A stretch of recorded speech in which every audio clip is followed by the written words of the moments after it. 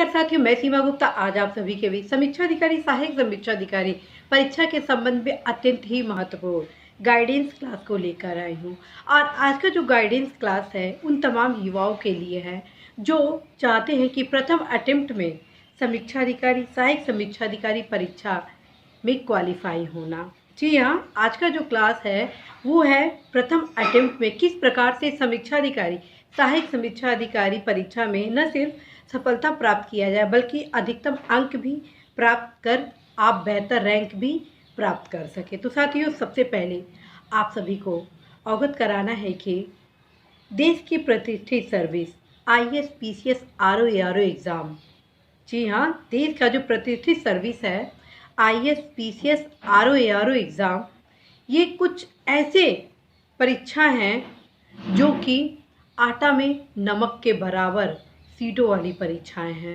अर्थात इन तीनों परीक्षाओं में प्रतिस्पर्धा का स्तर होता है वो काफ़ी हाई होता है। तत्क्रम में फ्रेंड्स, आप यदि ये सोच रहे हैं कि बिना परिश्रम के ही आप प्रथम अटेम्प्ट में समीक्षा अधिकारी, सहायक समीक्षा अधिकारी परीक्षा में सफलता प्राप्त कर लेंगे, तो फिर आप सभी ये सोच आपकी गलत है। तो साथियों, क्या करें कि प्रथम अटेम्प्ट में ही आप समीक्षा अधिकारी, सहायक समीक्षा अधिकारी बन जाए, इसके संबंध में अब मेरे द्वारा विस्तार से चर्चा आज की जानी है और पूरा प्रयास होगा आप सभी को वो तमाम महत्वपूर्ण गाइडेंस उपलब्ध कराना ताकि आप सभी अवश्य ही यदि परिश्रम कर रहे हैं तो अवश्य ही आप प्रथम अटेम्प्ट में इस एग्ज़ाम में क्वालिफाई हो। तो साथियों, सबसे पहले आप सभी को अवगत कराना है कि किसी भी परीक्षा की जब हम तैयारी करते हैं तो उसके सिलेबस की चर्चा करते हैं, देखते हैं, ठीक है, कि क्या क्या सिलेबस में है, कितने प्रश्न पत्र होते हैं, ठीक है। तो आप सबसे पहले समीक्षा अधिकारी, सहायक समीक्षा अधिकारी परीक्षा से संबंधित सिलेबस का अध्ययन करेंगे। आप सभी को मैं यहाँ अवगत करा दूँ कि समीक्षा अधिकारी, सहायक समीक्षा अधिकारी परीक्षा का जो प्रारंभिक परीक्षा होता है वो मात्र क्वालिफाइंग होता है, जिसमें 2 प्रश्न पत्र होते हैं। प्रथम प्रश्न पत्र सामान्य अध्ययन और द्वितीय प्रश्न पत्र आपका सामान्य हिंदी से संबंधित होता है। जो भी युवा प्रारंभिक परीक्षा में क्वालिफाई हो जाते हैं उनको अवसर दिया जाता है मुख्य परीक्षा देने का, ठीक है।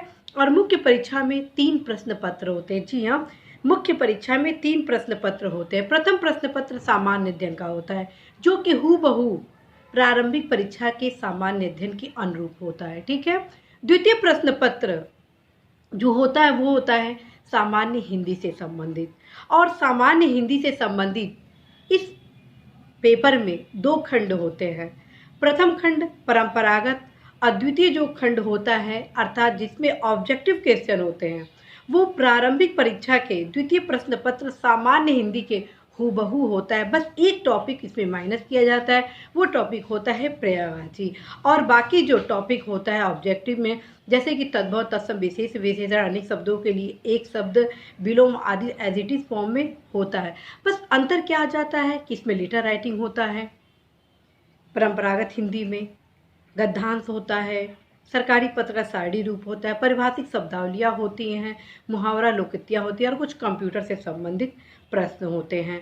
और जो थर्ड पेपर होता है मुख्य परीक्षा में वो होता है आपका हिंदी निबंध से संबंधित। जी हाँ, ध्यान रखिए, यदि आप इंग्लिश मीडियम के हैं तो आपको निबंध यहाँ पे इंग्लिश में नहीं लिखना है बल्कि हिंदी में ही लिखना है, क्योंकि आप में से बहुत सारे ऐसे युवा हैं जिनका यह प्रश्न होता है कि क्या हम अंग्रेजी में निबंध लिख सकते हैं IAS, PCS एग्ज़ाम की भांति। तो मैं कहूँगी नहीं साथियों, समीक्षा अधिकारी, सहायक समीक्षा अधिकारी मुख्य परीक्षा का जो तृतीय प्रश्न पत्र होता है उसका विषय ही होता है हिंदी निबंध। तत्क्रम में फ्रेंड्स, आप सभी हिंदी में ही निबंध आपको लिखने होते हैं और 3 निबंध आपको लिखना होता है। तो ये तो रहा आप सभी के परीक्षा से संबंधित प्रारूप का। और अब जानते हैं कि सामान्य अध्ययन में किन किन विषयों का समायोजन होता है और हिंदी में किन किन विषयों क्या समायोजन होता है, जिस पर मैं अभी विस्तार से चर्चा करने वाली हूँ। साथियों, आते हैं प्रारंभिक परीक्षा, लेकिन यहाँ पे मैं विराम लूँगी और आप सभी को बताना है कि इस परीक्षा में इंटरव्यू नहीं होता है, ठीक है। इस परीक्षा में साक्षात्कार नहीं होता है, मुख्य परीक्षा में प्राप्त अंकों के आधार पर आपकी सफलता निश्चित की जाती है और यदि आप अधिकतम अंक प्राप्त करते हैं तो उसके क्रम में आप सभी का रैंक बनता है और रैंक के अकॉर्डिंग ही आप सभी को यह सुनिश्चित किया जाता है कि कौन सचिवालय के समीक्षा अधिकारी बनेंगे, कौन से युवा लोक सेवा आयोग के बनेंगे, कौन राजस्व परिषद के, कौन निर्वाचन आयोग के। इस प्रकार से अंकों के आधार पर संस्थाओं में आप सभी की नियुक्ति से संबंधित आगे की कार्रवाई सुनिश्चित की जाती है। तो साथियों, आते हैं प्रारंभिक परीक्षा। साथियों, मैं यहाँ पर आप सभी को वे ही रणनीति बताने वाली हूँ जो कि सफल अधिकारियों द्वारा अपने पढ़ाई के दौरान अपनाई गई। मेरे द्वारा भी उसी रणनीति को अपनाया गया, जिसका परिणाम रहा कि मैं प्रथम अटेम्प्ट में ही न सिर्फ इस परीक्षा में सफलता प्राप्त की बल्कि अपने बैच में टॉप भी हूँ। तो साथियों, आप भी प्रथम अटेम्प्ट में न सिर्फ सफलता प्राप्त कर सकते हैं बल्कि आप टॉपर भी बन सकते हैं। तो साथियों, क्या हो रणनीति? सबसे पहले आप सामान्य अध्ययन के सिलेबस का गहन अध्ययन करेंगे। जी हाँ, सबसे पहले आप सामान्य अध्ययन का गहन अध्ययन करेंगे और यहाँ पर फिर मैं विराम लगाते हुए कुछ महत्वपूर्ण क्वेश्चन आप सभी को बताने वाली हूँ। यदि आप इंग्लिश मीडियम के हैं और हिंदी मीडियम के हैं तो चिंता करने की बात नहीं है, क्योंकि प्रथम प्रश्न पत्र दोनों भाषाओं में पूछे जाएंगे। ठीक है, अर्थात जो भी प्रश्न होगा हिंदी में भी होगा और अंग्रेजी में भी होगा, लेकिन द्वितीय प्रश्न पत्र और थर्ड प्रश्न पत्र आपका टोटली हिंदी मीडियम में ही होगा। तो यहाँ पर मैं उन सारे प्रश्नों को भी यहाँ पर बीच बीच में लाऊंगी जो कि आप सभी द्वारा लगातार पूछे जाते रहे हैं। तो साथियों, पहले आप प्रारंभिक परीक्षा के प्रथम प्रश्न पत्र का गहन अध्ययन करेंगे और ये ध्यान रखें, यहाँ पे मैं प्रारंभिक परीक्षा के सामान्य अध्ययन एज वेल एज मुख्य परीक्षा के सामान्य अध्ययन दोनों को लेके चल रही हूँ, क्योंकि दोनों का सिलेबस समान है। अर्थात दोनों को यदि एक साथ तैयारी आप करेंगे तो अवश्य ही जब आप प्रारंभिक परीक्षा में क्वालिफाई करेंगे तो मुख्य परीक्षा में आप सभी बहुत ही अच्छा महसूस करेंगे। तो साथियों, अब आते हैं सामान्य अध्ययन के प्रत्येक सब्जेक्ट की तैयारी आप कैसे करें। साथियों, सबसे पहले अपने आधार को मजबूत करते हैं। जी हाँ, सबसे पहले आप अपने आधार को मजबूत करते हैं और आधार को मजबूत करने के लिए कुछ बेसिक किताबें पढ़नी आवश्यक होती है। और बेसिक में कौन सी किताबें? जो ऑथेंटिक होती हैं। यहाँ पे मैं स्टार्ट करती हूँ इतिहास विषय को लेकर। सबसे पहले मैं इतिहास विषय का चर्चा करने वाली हूँ कि आप इतिहास विषय की तैयारी कैसे करेंगे। तो साथियों, इतिहास के लिए आप 10th, 11 और 12 अर्थात कक्षा 10, 11, 12 की NCERT किताब का अवश्य ही अध्ययन करने वाले हैं। और चूँकि पैटर्न में लगातार बदलाव आ रहा है, पहले समीक्षा अधिकारी, सहायक समीक्षा अधिकारी प्रारंभिक परीक्षा की सामान्य अध्ययन में और मुख्य परीक्षा के सामान्य अध्ययन में जो क्वेश्चन पूछे जाते हैं वो बहुत ज़्यादा संख्या में फैक्ट बेसिस थे, बट कुछ वर्षों से पैटर्न में बदलाव देखा जा रहा है। तत्क्रम में अब विश्लेषण के आयाम भी उसमें समायोजित किए जाने लगे हैं। अतः हिस्ट्री के लिए आप सभी को रणनीति काफ़ी स्ट्रॉन्ग बनानी होगी, क्योंकि हिस्ट्री से क्वेश्चन की संख्या ज़्यादा होती है। इस वजह से साथियों, आप जो अपना बेसिक स्ट्रॉन्ग करेंगे वो NCERT के ओल्ड NCERT और न्यू NCERT दोनों को कवर करेंगे। और चूँकि NCERT का जो फॉन्ट होता है काफ़ी बड़ा होता है, लगभग 20 से 25 फॉन्ट का होता है। तत्क्रम में फ्रेंड्स, आप सभी NCERT को बहुत कम समय में समाप्त कर देते हैं। और फैक्ट का को कैसे कवर किया जाए, तो फैक्ट को कवर करने के लिए मैं आप सभी को न्यू NCERT का सजेशन करती हूँ। तो यदि आप चाहते हैं फर्स्ट अटेम्प्ट में ही हिस्ट्री के मैक्सिमम क्वेश्चन सही करना, तो NCERT तो आपको प्रत्येक दशा में पढ़ना ही होगा। ठीक इस प्रकार से आपको 6 NCERT पढ़ना है। पुराना NCERT कौन कौन सा पढ़ेंगे? क्लास 10, 11, 12 और न्यू NCERT का 10, 11 एंड 12 अर्थात लगभग 6 NCERT आपको पढ़नी है। अब हम आते हैं कुछ महत्वपूर्ण फैक्ट जो एक जगह आपको मिल जाए, कुछ ऐसी किताबें जो आपको नोट्स बनाने के लिए उत्प्रेरित ना करे बल्कि एक जगह ही सामग्री आपको प्रदान कर दे। तो इस प्रकार की कौन सी किताब होगी? तो साथियों, मेरे द्वारा तो यूनिक के सामान्य अध्ययन का जो इतिहास का किताब था उसका अध्ययन किया गया था। और आज भी बहुत सारे ऐसे युवा हैं, समीक्षा अधिकारी, सहायक समीक्षा अधिकारी 2014 बैच के, 17 बैच के और 16 बैच के, उन्होंने भी यूनिक के भारतीय इतिहास को एक सहयोगी किताब के रूप में पढ़े, तो जिसका फ़ायदा उनको इतिहास में अधिकतम क्वेश्चन सॉल्व करने के लिए प्रयोग किए। तो मैं सजेस्ट आप सभी को करूँगी कि आप सभी अवश्य ही यूनिक का भारतीय इतिहास को ज़रूर पढ़ेंगे। एनसीईआरटी से आपका क्या होगा, बेसिक क्लियर हो जाएगा और कुछ फैक्ट तैयार हो जाएंगे।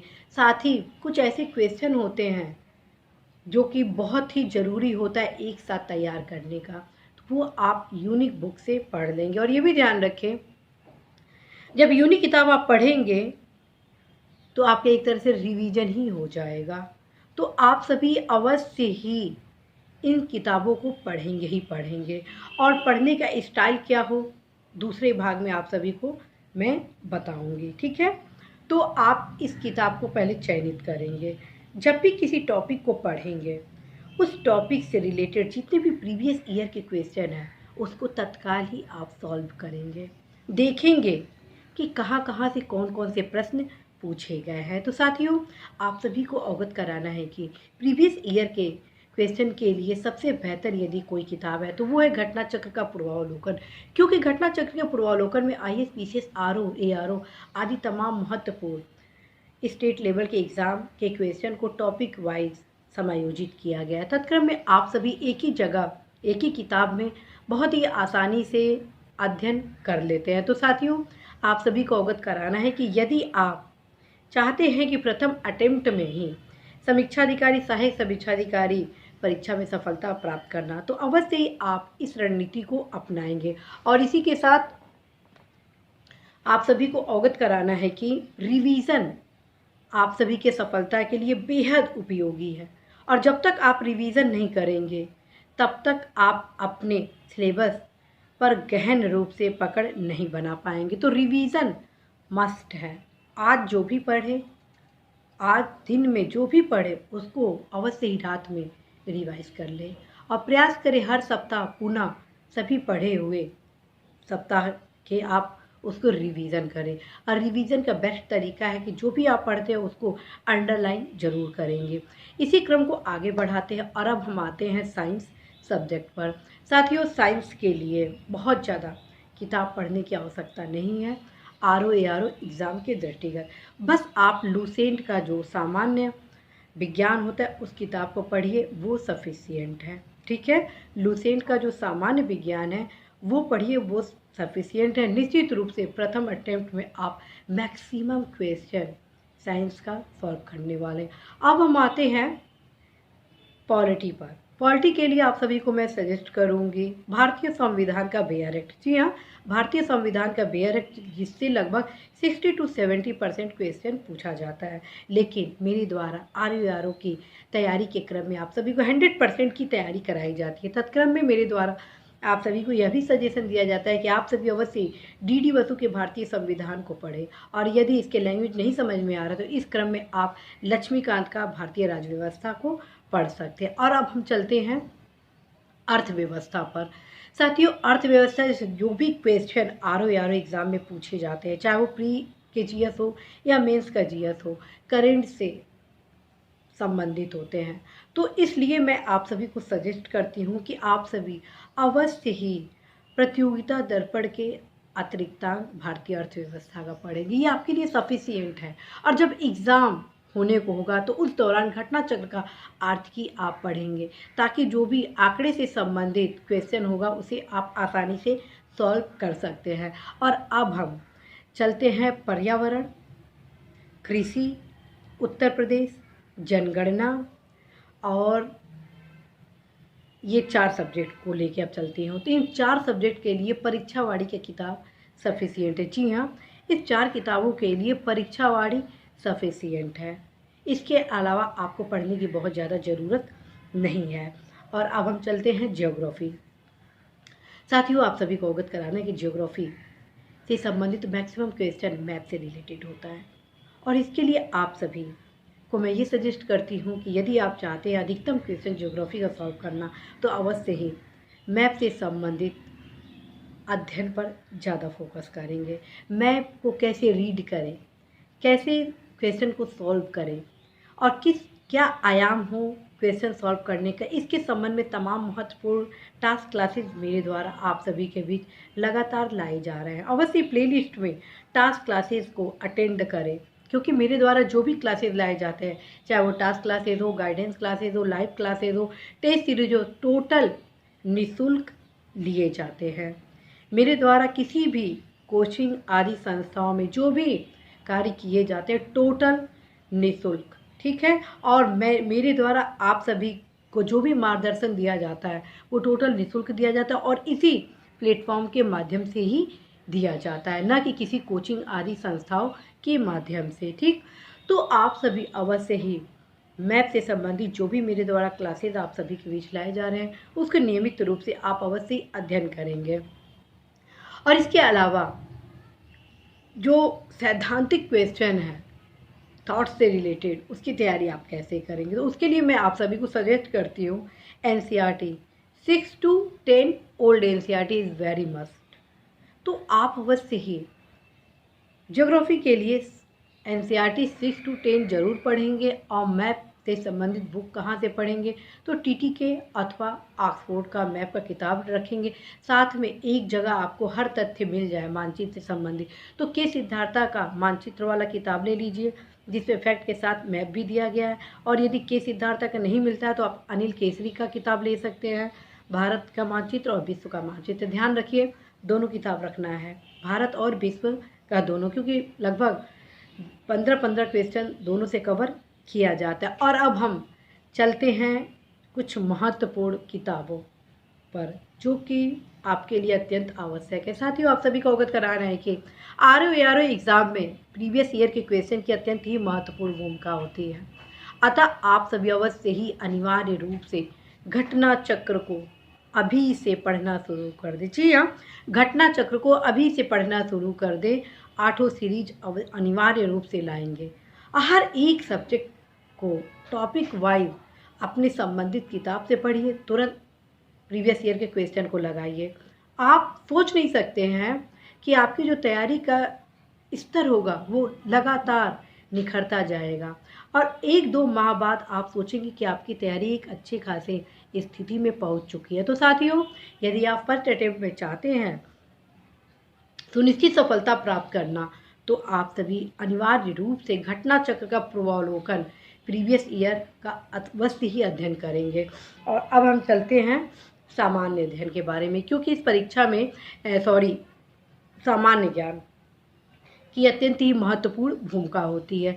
तो सामान्य ज्ञान के लिए लुसेंट और किरण पब्लिकेशन का सामान्य ज्ञान अल्टीमेट है और करंट अफेयर्स के क्वेश्चन ज़्यादा होते हैं, जिसके लिए मैं आप सभी को सजेस्ट करती हूँ प्रतियोगिता दर्पण। प्रतियोगिता दर्पण अल्टीमेट है और जब एग्ज़ाम आपके बेहद करीब होगा 1-2 माह के अंदर, आप घटना सार का जो अर्धवार्षिकी पुस्तक होता है उसको लेंगे। साथियों, ये वो टिप्स है जिसको आप अध्ययन में शामिल करते हैं, इन पुस्तकों को, इन रणनीतियों को, तो अवश्य ही आप सभी सफल होंगे। और जैसे ही आप सभी प्रारंभिक परीक्षा में क्वालिफाई होते हैं, तत्क्रम में मेरे द्वारा आप सभी के बीच तमाम महत्वपूर्ण मुख्य परीक्षा से संबंधित क्लासेस आप सभी के बीच लाए जाते हैं, चाहे वो लेटर राइटिंग के संबंध में हो या एसी राइटिंग के संबंध में हो। यदि आप समीक्षा अधिकारी, सहायक समीक्षा अधिकारी परीक्षा की तैयारी कर रहे हैं तो अनिवार्य रूप से अभी से हर वीकेंड पर एक निबंध लिखना भी शुरू कर दें, जो आपको प्रथम अटेम्प्ट में समीक्षा अधिकारी बनाने के लिए वरदान साबित होने वाला। तो साथियों, इसी आशा संदिग्ध विश्वास के साथ कि यदि आप अभी से अपनी तैयारी को आगे बढ़ाएंगे तो निश्चित रूप से आप प्रथम अटेम्प्ट में समीक्षा अधिकारी, सहायक समीक्षा अधिकारी अवश्य बनेंगे। All the best.